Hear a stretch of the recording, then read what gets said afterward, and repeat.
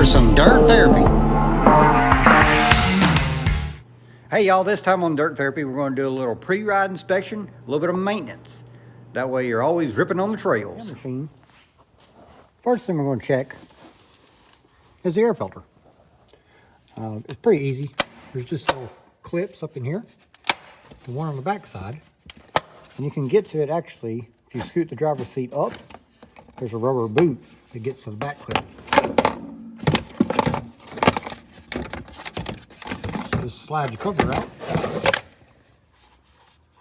So this little boot on the bottom, that's to let bigger stuff out, like leaves, and in case you got water, it would just let it out kind of automatically. So just clean your cap out. And also you can take an air hose and kind of blow a little bit to get some of the dirt out, or you can just wipe it out. But basically just pull your air filter out. And yep, my air filter's got leaves in it and lots of dust. So as you see, we have some leaves on it. So the way they advise to clean these is not necessarily an air hose. Now, heavy equipment runs a filter like this, and they use an air hose to blow them out. The thing with blowing air through it is it runs a chance of like ripping little micro holes in the paper itself, and then that's going to let dust through. So if you're ever wanting to get the big part of the dust out of these filters, I have been trail riding and lost power, smash the gas, nothing happens. Well, it's because the filter's clogged up. Just pull it out and kind of just lightly tap it, work your way around. Basically, you're just knocking the dust out that's stuck in between these little grooves. That's a kind of quick and easy way to do it, just especially trail side. Ideally, put a new filter in it every so often. You can see nothing on the inside, but before you put it back in, wipe all this off nice, good and clean, and put a small layer of grease on the inside. That way the grease seals it real nice. All right, so once you got your filter knocked out with dirt or a new filter, clean, grease the rim, slide her back up in there. So on the Can-Ams, there's these little holes, one on each side. And then there's like this little tang that sticks out on each side. They go inside their little sliders. Not a big deal, but it can get a little crooked. So just make sure it gets on there nice, smooth, clean, then snap it all together. Because you can snap it and it won't be sealed all the way. So just make sure it's sealed really good. So another thing you'll do on your machines, on the Can-Ams, they have a pre-filter. It's under this cover. There's also your coolant reservoir. So you can check, make sure it's at the right level. A little pre-filter here. It actually pops up and just slides out. So it's another little pre-filter area. This is actually a secondary screen I put over the top of it. But if you see inside, it's got a screen inside there. The factory won't come with this. It'll come with just the inner screen. I'll show you where that is.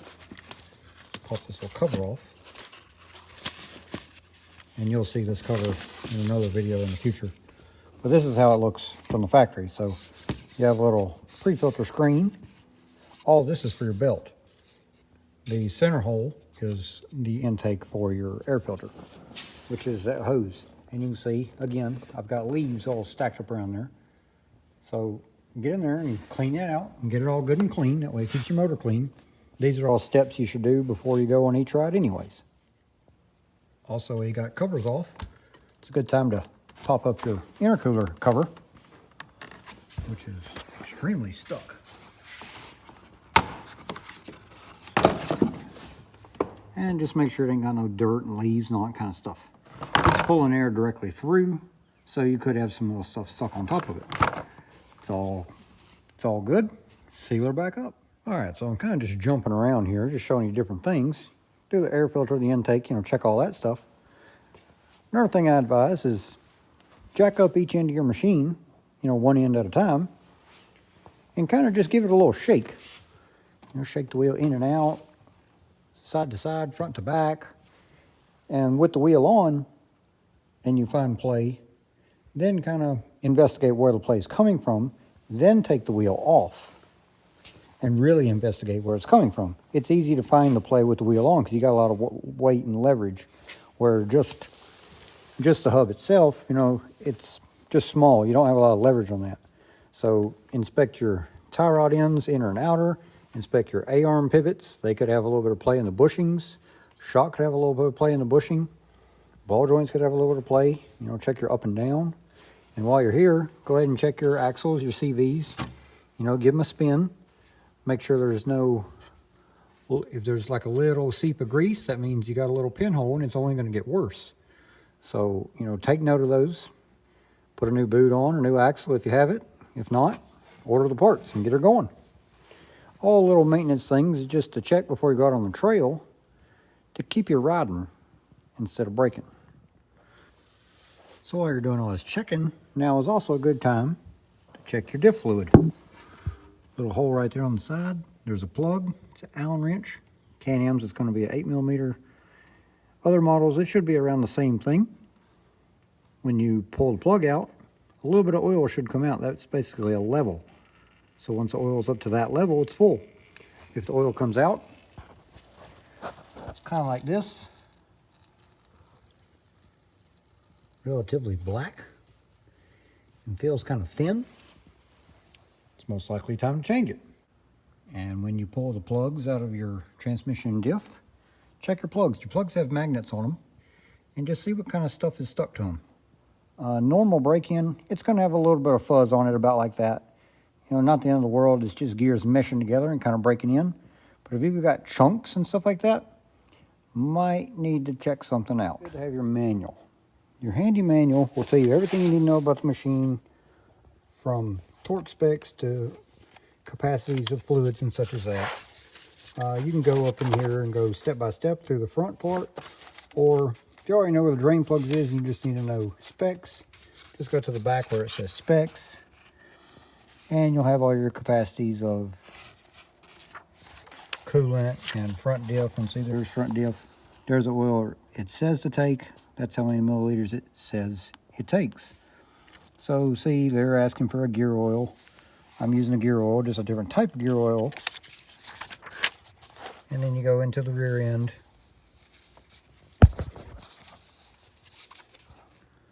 So a little side note on the whole gear oil, transmission diff oil. Transmissions and diffs do wear out oil faster because it's gears smashing the oil. It does wear it out quicker than the motor oil. Front diff will wear it out faster than the transmission. In the Can-Ams, there's a clutch pack setup that's being pushed in and out, so the clutches kind of contaminate the oil a little bit. Visco lock, it's the same type of deal. They have a little tweaking mechanism that kind of chews up the oil and kind of contaminates it. And then in other models, there's some sort of actuator inside that actually contaminates oil and makes it go bad faster. So really, your front diff oil should be changed 2 times before your transmission oil is changed. But I just like to change all of it all the time. So just kind of go by the book and go by your best judgment. But best way to do it, get a little sample, you know, kind of feel it, see if there's any grit in it, see if it's clean, see if it's not clean, and then kind of go from there. Close. Next thing we're going to do is check the oil. Can-Am, the dipstick is down inside here. It's yellow. You can see it. Kind of an odd place to put it, but whatever. You're not really going to be doing a whole lot. Basically pull it out. Check your level. Check, make sure the hole is nice and clean. If it's nice and clean, right level, put it back in and consider it checked. If the hole is a little dirty, change it. Pretty simple. All right, so once you've went over your front end, made sure it's all good and snug, check the oils, change the oils, whatever it needs to do, come to the back end, do the same thing. With the wheel on, you know, grab it, give it some shakes and wiggles. Shake it top to bottom, front to back, side to side. If it's got any kind of play in it whatsoever, track it down and find it. Because once you take the wheel off, again, you won't have as much leverage. Big thing to watch on Can-Ams is the center toe link radius rod. Right quick, the way this works is everything travels at a radius because it's got a single pivot point. Trailing arm travels at a radius. radius rods, travel out of radius. So when they do that, on certain models, you will see the toe of the wheel change as it goes through the travel. Well, this center radius rod is supposed to help prevent a large portion of that, because this bearing carrier is mounted with a uniball in top and in bottom. So if this center rod wasn't attached, it would float back and forth like that. Therefore, this fixed length center rod helps the wheel stay straighter through the travel because it can pivot against the radius of the travel. So that's basically how it works, and this is just a bolt you need to check. If you make sure this bolt, low red Loctite, is always snug, you'll never have an issue. But if you ever ride and that bolt is loose, you will waller out your bearing carrier, and you will either need a new one, or maybe do a sleeve kit, or go billet that has an enclosed hole, so you have a bolt going all the way through and it has sides on both sides of it, called a double shear, just like this. So just something to check, something to watch, and keep you on the trail, keep you riding. All right, so another key thing I advise to do between rides, to get ready for rides, is do some clutch and belt inspection. Basically pull your clutch off. You don't have to pull the back wheel off. Actually, most clutch covers are designed to come off when the vehicle's sitting at ride height. It'll fit down in between the arm and wiggle its way out. I already had the wheel off, so I just unbolt the shock on the lower, just so it's a little easier to see. And this is a great time to take an air hose and blow inside the clutches. Dirt and dust get built up in here a lot. There's dust coming from the outside. The belt, as it wears, creates a little bit of dust. So if you get dust inside all these rollers and the weight areas and stuff like that, it can actually cause the clutch to stick and, you know, just not be as smooth and not perform as well as it should. So definitely blow everything out really good with air, and then pull your belt off and give it a good inspection. So also, it's a little bit easier to blow your clutch out with the belt off anyways, because you can spin the clutch, you know, get the air everywhere in there, and all compressed air from air compressor. And then the front clutch, just work your way in the holes and just try to get all the dust and dirt and stuff like that out of this area. Dust is a big killer to belts and clutches. And when you take your belt off, you know, just give it a good look over. You know, the sides are going to naturally be a little shiny because the way the belts work is it's grabbing on the sides. It's not really grabbing on the, you know, uppers and inners and such as that. So really just give it a good look over, you know, feel if there's any divots. If you were stuck in an area and you had to kind of put it in a bind and spin it a little bit and you smelt a little bit of belt, you'll probably put little divots in it. For the most part, it'll be all right. You know, try to remember what direction that it came off. Can-Am puts rotation on them. And that leads us into like break-in. You know, there's people that say break them in, there's people that don't say break them in. I believe in, you know, put it in low range, run around a little bit, put it in high range, run around a little bit. Don't go extreme gas, but, you know, work the RPMs back and forth. Just get the belt warm and then smash on it and go. Just don't go smashing on it when it's cold. Once it warms up, it'll flex easier and it'll flex and follow the pulleys better. So that's just kind of my advice. Everyone has their own little input and aspect on it, but this belt actually looks pretty good. And honestly, I don't even change belts until they break. But I do carry spare belts, and they come, Super ATV, they come out with some new belts. The World's Best is a great general belt. Good heat dissipation, good for just all-around riding. The Extreme Badass is made for more torque loads, like if you're running mud holes and portals and big tires. It's just designed the compounds and to way they dissipate the heat, and you'll take the extreme loads. And then they make a sandstorm belt that is also it's made for high loads where you're just working the machine really hard all the time.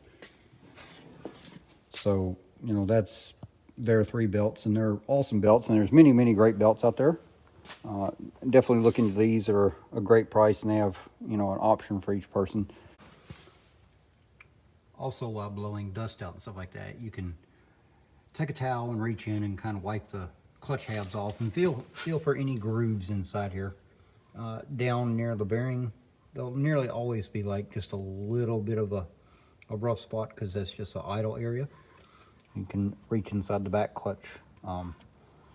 Closed or open. If you got it open, make sure you got a good puller because it will smash your fingers plumb off. But yeah, just reach in and clean them out. You could put a little bit of brake cleaner on a rag, you know, wipe them out really good just to get all any kind of dirt or dust off the clutch halves. That way you're starting out fresh when you put your belt back in. So whether you decided to put on a new belt or just put your old belt back on, when you get done with your puller, you know, get the belt on, pull your puller off, and really you should spin the belt and get it to work its way back out to where it goes. If you put it on there loose, yeah, the clutch will grab it and spin it and it'll eventually go out, but it's going to be down in the back clutch, and that's kind of a really high ratio.